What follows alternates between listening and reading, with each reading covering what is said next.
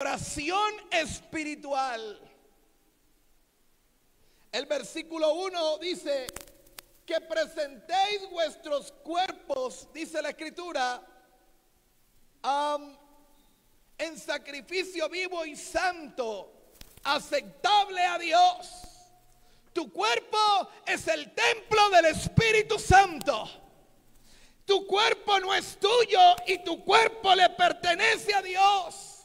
Y lo que tú haces con tu cuerpo afectará tu relación con Dios. El enemigo quiere hacerte creer que no es así. Satanás quiere que tú lleves una vida de libertinaje en tu cuerpo. Pero tu cuerpo es el templo donde habita el Espíritu Santo de Dios. Y llegó la hora que como hijos de Dios vivamos como es digno de hijos de Dios. Si es que de verdad Cristo ha venido a nuestros corazones. Permítame en esta mañana poder vaciar mi corazón con lo que Dios ha puesto en esta semana. Si en algo de mis palabras observas dureza, perdóname, pero habla con Dios a través de lo que el Espíritu Santo quiere colocar sobre la mesa en esta mañana. Yo he venido en esta mañana a impartir el mensaje de la palabra de Dios. No quiero tratar de hacerte sentir bien. Quiero tratar de llevarte al trono y ponerte frente al rostro de Cristo. Y si es necesario que nuestros corazones vuelvan en adoración y en lágrimas y arrepentimiento delante de Él, pues que en esta mañana el Espíritu Santo toque las vidas y haga su obra. Nuestro cuerpo le pertenece al Espíritu Santo. Dice el versículo 1 que presentemos nuestros cuerpos en sacrificio vivo y santo, aceptable a Dios. Porque dice San Pablo que ese es nuestro culto racional. Así que el propósito de la vida humana ante los ojos de Dios es que podamos reflejar a Cristo. Y que lo podamos vivir en nuestro ser. El propósito de la vida humana ante los ojos de Dios es que refleje a Cristo de una manera tan valiosa como Cristo es. Por eso, desde Romanos capítulo 12, adoración significa usar nuestras mentes, nuestros corazones y nuestro cuerpo para expresar el valor de Dios y todo lo que Él es para nosotros en Cristo Jesús.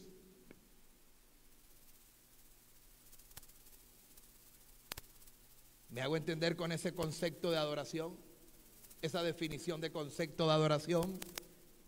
El versículo 2 entonces del texto leído va a ser la respuesta de Pablo. ¿Cómo tornamos toda nuestra vida en una adoración? ¿Cómo? Si el versículo 1 dice el apóstol que nos ruega por la misericordia de Dios que presentemos nuestros cuerpos como sacrificio vivo, santo, agradable delante de Dios, el verso 2 va a responder el cómo. Necesitamos ser transformados. ¿Qué yo dije? El texto dice que necesitamos ser transformados. Dice el versículo 2. A menos que haya una transformación en nuestra vida, no va a haber una aplicación o una praxis de ese texto en nuestros corazones. Así que necesitamos ser transformados. No solo en nuestra conducta externa, lo que se puede ver, sino también en la forma de sentir, en la forma de pensar. Hablo de nuestras mentes con esto. transformándonos mediante la renovación de nuestra mente, dice el apóstol en el versículo 2.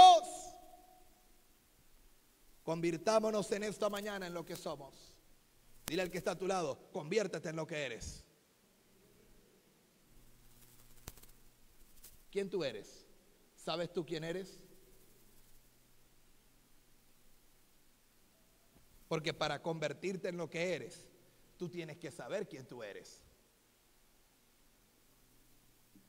Así que conviértete y convirtámonos en lo que somos. Aquellas personas que pertenecemos a Cristo, dice la Escritura que somos nueva criatura.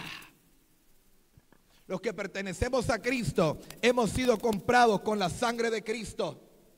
San Pablo le escribe a la iglesia en Corinto en su segunda carta en el capítulo 5 versículo 17 y le dice: así que si alguno está en Cristo, nueva criatura es.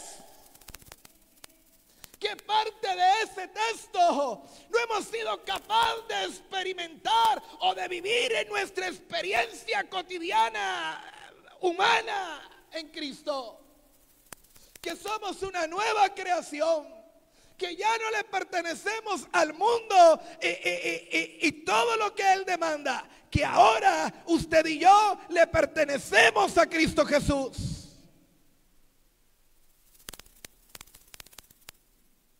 Pero ahora la palabra nos empuja a que debemos convertirnos en lo que somos. San Pablo, escribiéndole en esa misma carta a los Corintios en el capítulo 5 versículo 7, en primera de Corintios 5, 7 dice: limpiad la levadura vieja para que seáis masa nueva, así como lo sois, sin levadura. Cuando la Biblia habla de levadura, hace un sinónimo de pecado.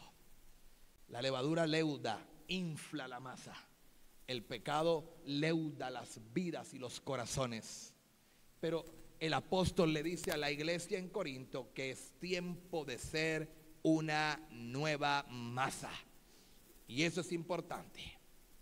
Por otro lado, en Colosenses capítulo 3 versículo 10 nos dice: y os habéis vestido del nuevo hombre, el cual se va renovando hacia un verdadero conocimiento conforme a la imagen de aquel que lo creó. Usted no se ha vestido de pecado, usted no se ha vestido de maldad, usted no se ha vestido de inmundicia. Cuando usted vino a Cristo, usted se ha vestido con una vestidura santa, dice la Escritura. Dice que nos hemos vestido del nuevo hombre, que es Cristo Jesús en nosotros. Pero ese nuevo hombre, cuando usted se viste de él, ¿sabe qué hace? Él comienza a traer renovación en el conocimiento. La vestidura del nuevo hombre renueva el conocimiento conforme a la imagen de aquel que lo creó. ¿Pero por qué, pastor? Porque es que en la caída de Adán, nuestras mentes fueron degradadas. Y al volver a Cristo y vestirnos de Cristo, nuestras mentes se van renovando a la imagen de la estatura del varón perfecto. Si hay algo que esté fallando mal, si hay algo que no está andando bien, tiene que ver con tu vestidura.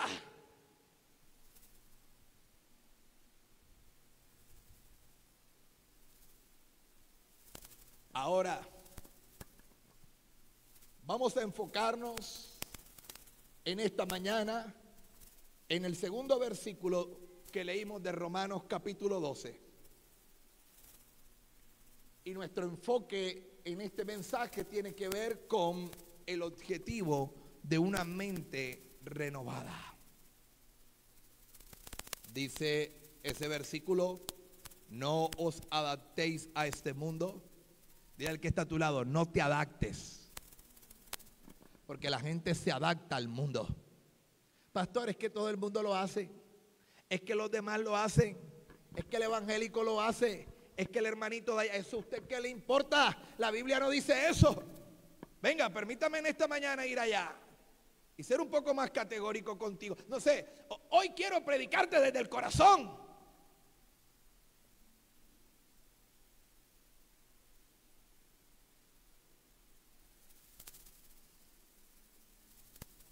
El problema es que hay muchos cristianos adaptados al mundo. Y aunque somos cristianos, no vivimos como hijos de Dios. Si es que verdaderamente Cristo vive en nosotros. Y dice el texto, si no transformados mediante la renovación de vuestra mente. ¿Qué produce transformación en tu vida? Renovación de mente. Ese es el objetivo. Mira, ahí viene el objetivo. ¿Para qué? ¿Para qué renovarme? ¿Para qué transformarme? ¿Para qué? Mira que ahí viene el objetivo. El texto va a decir cuál es el objetivo. Dice, para que verifiquéis cuál es la voluntad de Dios, lo que es bueno, lo que es aceptable, lo que es perfecto. ¿Por qué necesito transformarme? ¿Por qué necesito renovación en mi vida? Porque es la única forma de poder experimentar lo agradable, lo bueno y lo perfecto de Dios. Así que nuestro enfoque en esta mañana a través de la exposición de este mensaje tiene que ver con la voluntad de Dios.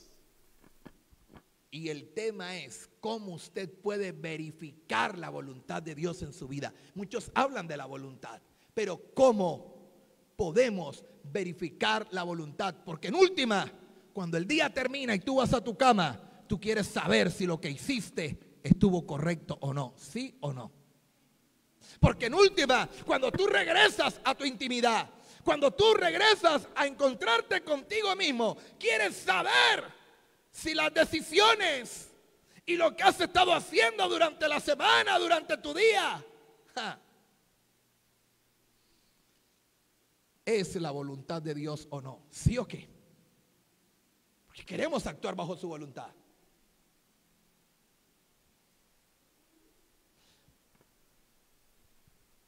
Porque el que hace la voluntad de Dios, ese es el que va al cielo. Por eso me preocupa si hago o no la voluntad de Dios. La semana pasada estuve dando unas pinceladas nada más, creo, acerca de las dos voluntades de Dios. Así que en la Biblia encontramos dos significados bien claros y diferentes para el término de lo que es voluntad de Dios. Y necesitamos conocerlos para que usted hoy traiga la tarea que le dejé, si fue que la pensó. Romanos 12:2, ¿qué tipo de voluntad está pidiéndonos allí? Déjeme darle nuevamente el insumo para que usted, una vez obteniendo las herramientas, volvamos a este versículo y usted me diga, de acuerdo a las herramientas aprendidas, pueda definir qué tipo de voluntad es la que Pablo describe en este texto bíblico. ¿Estamos aquí? ¿Sí? Venga, ¿estás conmigo? ¿Te fuiste? Bien, dale. Vamos, entonces estamos aquí.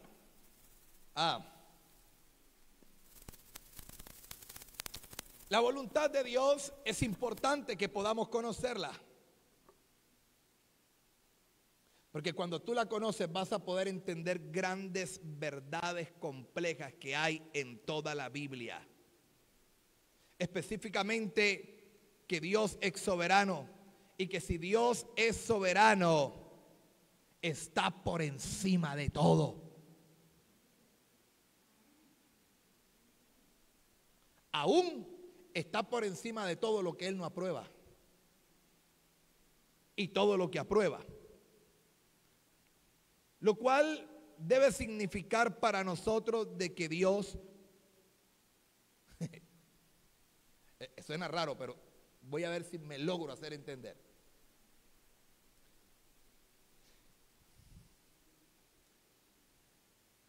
De que Dios no aprueba todo lo que Él mismo ordenó que ocurriera. ¿Eso sonó raro? Bien. La censura de pronto que tenemos algunos sucesos que Él mismo origina y que Él ordena ciertos eventos que Él no aprueba. Wow, esto se está poniendo difícil de explicar en esta mañana. O de pronto, para expresarlo de una manera un poco más paradójica, en cierto sentido, podemos decir que Dios aprueba algunos eventos que en otro sentido Él no aprueba. Ahí vamos, tranquilo, voy a ir despacio, a ver si me hago entender con lo que quiero exponer en esta mañana. Hablemos entonces de algo que tocamos la semana pasada, la voluntad de Dios respecto a su decreto o respecto a la soberanía divina de Dios. Hay pasajes en la Escritura que nos hacen pensar de esta manera, pero primero veamos pasajes donde se van a describir la voluntad de Dios, donde se describe la voluntad de Dios como soberano de todo lo que ocurre aquí en la tierra. Y uno de los pasajes que creo yo más claros, que relata la forma en que Jesús habló sobre la voluntad de Dios, es cuando Él está en el Getsemaní. Para mi parecer y mi entender de la vida de Jesús, es el momento más sensible de Jesús en la narrativa de los evangelios.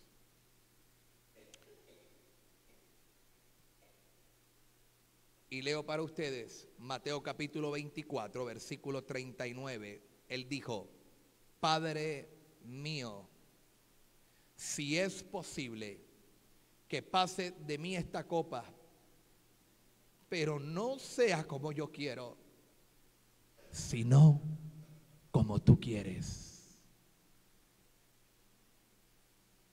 ¿A qué se refiere la voluntad de Dios en este versículo específico? Se refiere a la soberanía, al plan soberano de Dios, que Él tendría lugar horas después de Jesús en Getsemaní, pero que ya había sido predestinado desde mucho tiempo atrás. Se había hablado de la venida del Salvador. El profeta Isaías había hecho una descripción en sus profecías mesiánicas de lo que vendría. El libro de los Hechos, capítulo 4, versículo 22 al 28 dice: porque en verdad, mira lo que dice,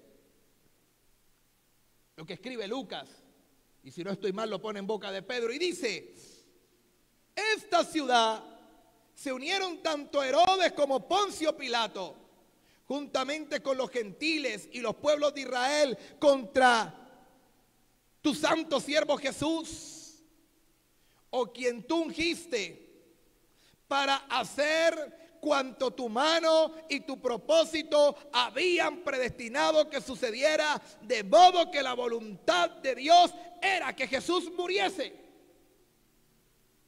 Venga conmigo, y aquí me voy haciendo entender. Mire lo que acabo de decir. Y voy a explicar eso que dije al principio. Aquí hay un plan de Dios, aquí hay un decreto.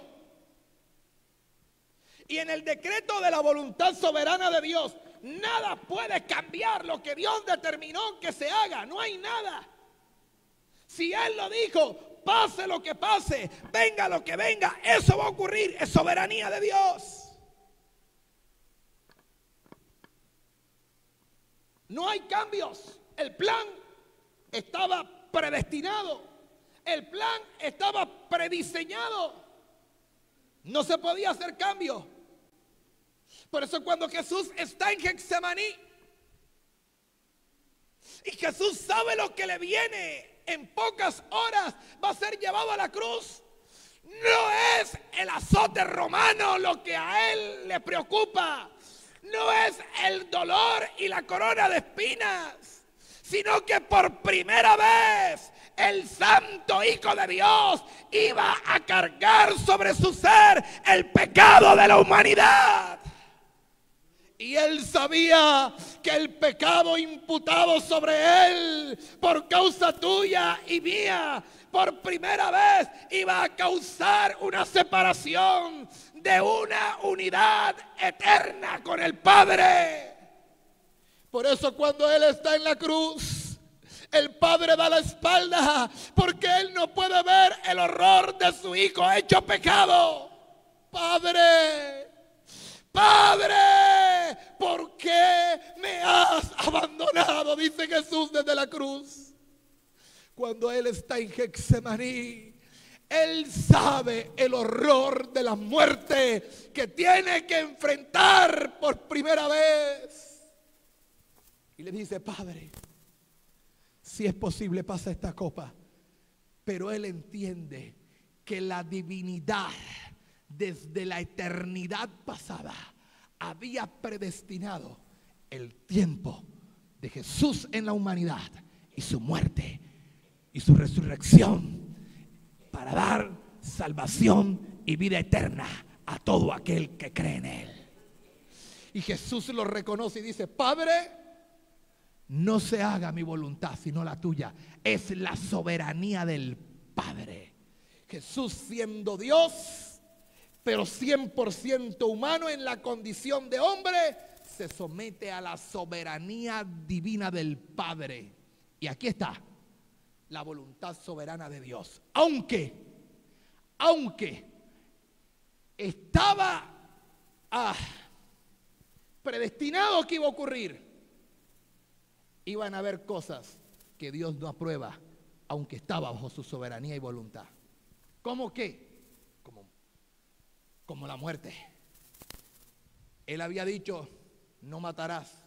Y Herodes y los soldados y todos los que participaron en la muerte de Dios son conductas que Dios no aprueba, aunque estaba en su soberanía. Aquí me hago. Sí, bien. ¿Pude explicar el enunciado que di ahí arriba? ¿Está usted segura y seguro? Muy bien. Doy por sentado eso y sigo adelante. Así que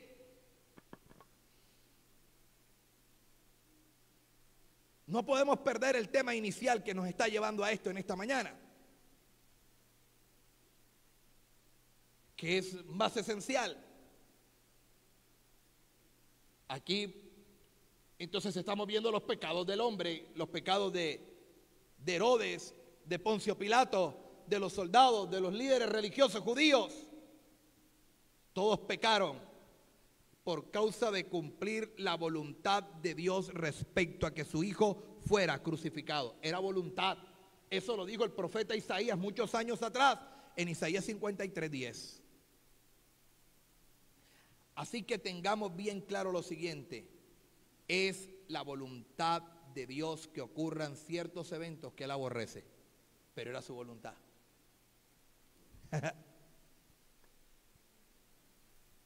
¿Los enredé? No.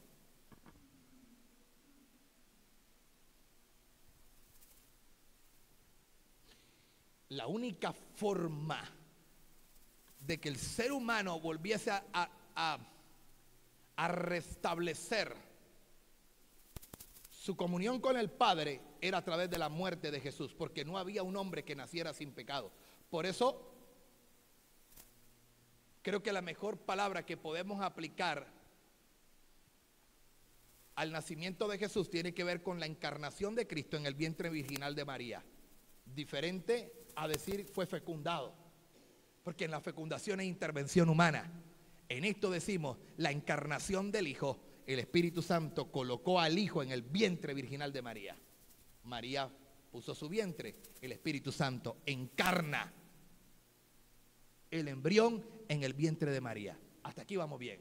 Por eso Jesús puede morir por el pecado, porque es el único nacido vivo que nació sin pecado. Nacido vivo, porque Adán no nació, Adán fue creado. ¿Vamos bien? Y como el único que podía reconciliar al hombre con Dios